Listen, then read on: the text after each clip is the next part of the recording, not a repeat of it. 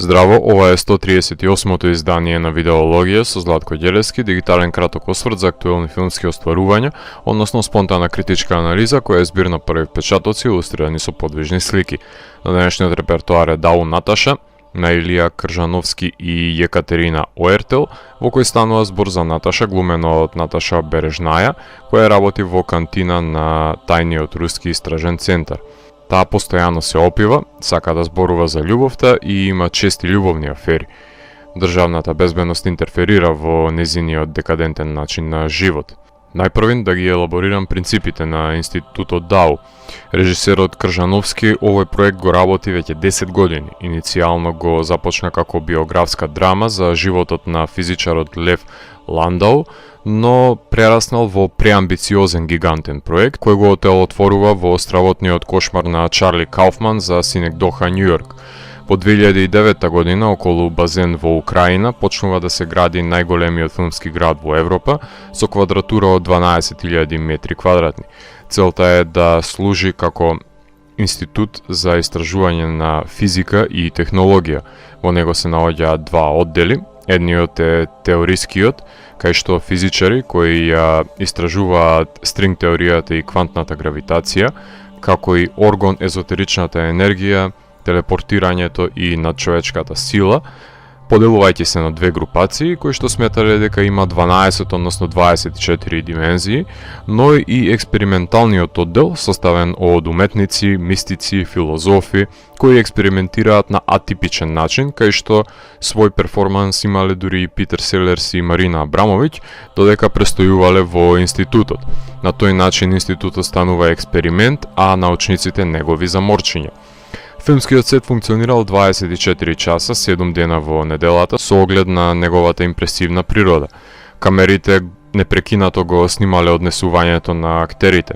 Стотици жители се вселиле во период од 3 години во Дау, од 2008 до 2011 година, кај што започнал да се одвива привремениот паралелен универзум.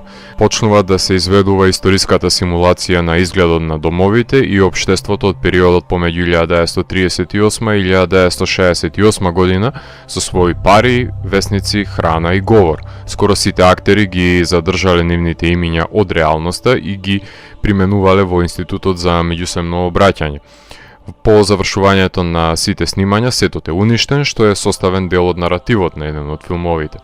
Во овој период е снимен видеоматеријал со севкупно времетраење од 700 часа, снимени на 35 мм филмска лента, поделен на 14 долгометражни филмови, 3 ТВ серии, како и видео перформанс и научни филмови на учесниците во проектот. По еден филм се објавува секој месец на страницата на Дау во текот на годината. Снимено е на 120 локации со 400 носечки улоги и 10.000 статисти. Снимано е за 180 снимачки денови, поделени на 549 сцени, доловувајќи го замрзнувањето на епохата во овој антрополошки експеримент, кој е поблизок до експериментот Милграм за покорноста или одбивањето на наредбите или пак затворскиот експеримент во Стенфорд.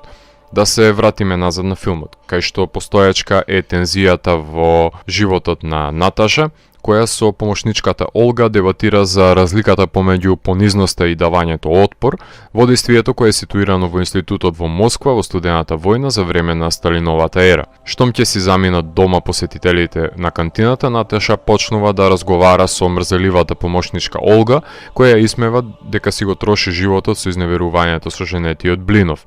Релацијата помеѓу Наташа и Олга е доста симптоматична затоа што варира од на моменти односот помеѓу мајка и ќерка со постојано подочување, со примеси на љубов и омраза, неретко фаќајќи се за гуша, меѓутоа на моменти нивниот перформанс индицира еротски импулси и тенденции при споделената интима. Меѓутоа, една вечер научниците се пијанчат во кантината, прославувајќи ги грозоморните успеси во експериментите со радијација преку баханали, за францускиот научник Лук, кој раководи со овој експеримент, да заврши во кревет со Наташа. Таа убедена дека животот треба да се искуси со сета своја убавина, да се сака со цело срце, па макар и да е задоволена со трошка страстна љубов, кон различни луѓе. Двете се безнадежни алкохоличарки, но невозвратената љубов која создава јадеж кај Наташа и потреба за излегување на фрустрацијата од ситуацијата во која се наоѓа во животот, неретко завршува во плач, во придружба на самотијата. По една од преписките насреде опивањето со Олга, таа е повикана на испрашување од страна на тајните служби, начело со офицерот Жипо, односно Владимир Андреевиќ.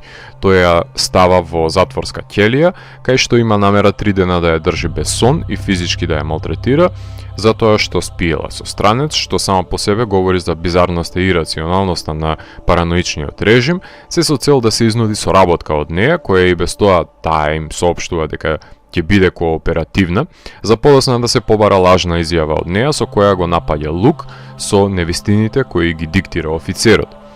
Злоупотребата на силата, односно превласта врз индивидуата е забележлива во 2 инстанци, најпрвин во опивањето на Олга од страна на Наташа, која ќе ја злоупотреби нејзината доверба, како што државата ќе ја злоупотреби нејзината доверба и биде соголена и силувана со шиша од страна на офицерот во застрашувачката сцена. Орвеловски делува епилогот на делото, меѓутоа ја вплеткува поробената учесничка во еден Стокхолм синдром во кој нејзиното тело е во сопственост на државата која може да прави со неја што ќе посака.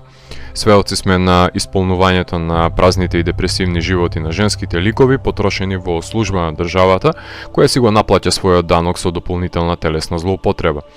Абсурдните, очудувачки елементи на режисерот се присутни и во ова дело, постигнати со удирање на рибите од маса и опивањето, како и при изборот на назив на операцијата на сведоштвото. За сексуалните сцени не е потребна преведувачката Олга, затоа што телесното сладострастие се говори на универзален јазик. Блинов и Лук се сосема поразлични љубовни партнери, кои ги менува Наташа, едниот е груб и има поголеми побарувања, а другиот е нежен и грижелив. Засилувањето од страна на органот на државата нема потреба да се коментира, затоа што нема грам љубов во тој однос на мерење на сила. Илија снима на рака за задоволување на натуралистичката призма, воспоставува очудувачка атмосфера, работи со натуршчици пред камера, што остава голем простор за импровизација, но и автентичност во доловување на нивната глума. Иако детеријацијата на еден женски лик со изведба на тавтолошки чинови од колоквијалното секојдневие, за да се долови незината напукната емотивна состојба, беше составен дел од Жан Дилермен на Шантал Акерман, но тука е доведена екзистенцијалната криза до екстреми, која ќе се прикаже манипулативноста на тоталитаристичкиот систем. Сродноста со полскиот Interrogation од 1989 година на Ришард Бугајски во корелација на фабулата е евидентна, а името на Илија може да биде впишано во бестрашните режисери од источниот блок, кои исто така создавале безкомпромисни филмови, односно дела на Алексеј Герман, Елем Климов, Евгений Цимбал, Сергеј Бодров, Александар Проскин, Владимир Наумов, Сокуров, Звјагинцев и многу други. Со рекреацијата на сталинистичката ера се прави вивисекција на демагошките примеси на тоталитарната семоќ. Кржовски ја исполнил неговата зацртана цел да сними филм за изолација, снимен во изолација на изолирани актери.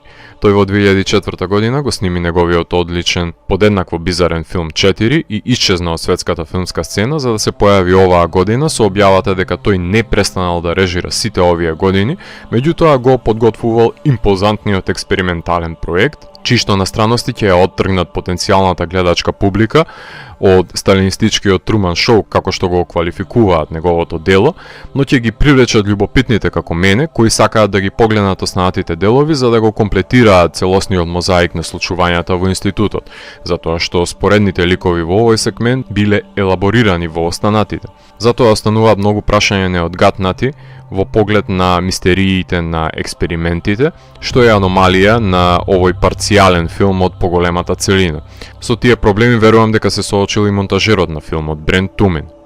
Филмот Илија го режира заедно со шминкерката Екатерина Оертел. Кинематограферот Јурген Јургес изнаоѓа начин како да се снима без потреба на дополнително осветлување, поедноставувајќи го процесот на снимање. Театралноста на овој артифицијален начин на снимање е воочлива, но масовните сцени, иако делуваат хаотично, како што сме навикнати да гледаме од филмовите на Илија, клаустрофобијата на просторот во кој се осамени ликовите постепено станува неподнослива, но воајеристичката природа на снимањето на рака не се одлепува од агонијата на ликовите. Филмот не содржи музика, што дополнително остава простор за доловување на автентичност на снимањето, но и доближувајќи го до Догме 95 се разбира во формалистички манир. За пофалба е и продукцијскиот дизајнер Денис Шибанов, кој се нафатил да ја оживее ерата со неговиот дизајн во ова импозантно здание, грижејќи се за изгледот на големите простори до најмалиот детаљ во кантината. За серијалот се покренати дискусии за експлоататорската природа на делото и кршењето на етичките норми, меѓутоа не можам да коментирам за нивната издржаност, затоа што ги немам во целост прегледано 700 часа на снимениот материјал, а од изгледаното актерите и актерките се нафатиле на овој потвод, така што нема тука ништо дискутабилно, а руската власт правела многу погрозоморни чинови од тие што може да се забележат во филмот, како што напомена КГБ агентот кој кажа дека убивале луѓе само затоа што можеле. Прашањето не е дали режисерите ја злоупотребиле својата моќ, туку дали тие речиси 400.000 актери биле свесни во тоа што се впуштаат кога имаат стапнато на аудициите во институтот. Дао Наташа беше составен дел од главната надпреварувачка конкуренција на овогодинешното Берлинале, кај што директорот на фотографија Јурген Јургес се закити со сребрената мечка за извонреден артистички придонес. ТВ серијалот Дао Дегенерација беше прикажан во споредната програма на фестивалот, а мултидисциплинарниот проект Дао бил ситуиран во музеите во Париз. Не знам кој друг фестивал ќе сака да преземе некој од радикалните филмови од овој серијал. Сигурно не е останатите од А категорија, но жанровските не верувам дека ќе ги одбијат Илија и Екатерина. Празна чаша во СССР значи дека треба да се налее. Во овој филм гледаме самотни души кои се задоволуваат и со трошки од кронисување на пијана ноќ со секс. Органите на власта со помош на блудни чинови и садизам на ликовите им потенцираат кој е собственикот на нивните животи, манипулирајќи ги за шпионирање. Филмот сведочи дека вистината во Русија е таква каква што власта одлучува дека треба да биде по секоја цена, а режисерите на делото бескомпромисно го прикажуваат нејзиното грдо лице. Дао Наташа е само едно парче од мозаикот на институтот, кој не ја доловува целосната слика, но дава јасна представа за злоупотребата на моќта. Ако морам да го евалуирам, тогаш Дао Наташа од мене има 4 од 5. Доколку ви се допадна 138-то издание на дигиталната архива Видеологија, лајкувајте го видеото, споделете го и следете го каналот. Последете и поостанатите рецензии на виртуелната полица. И благодарам за вниманието. Поздрав!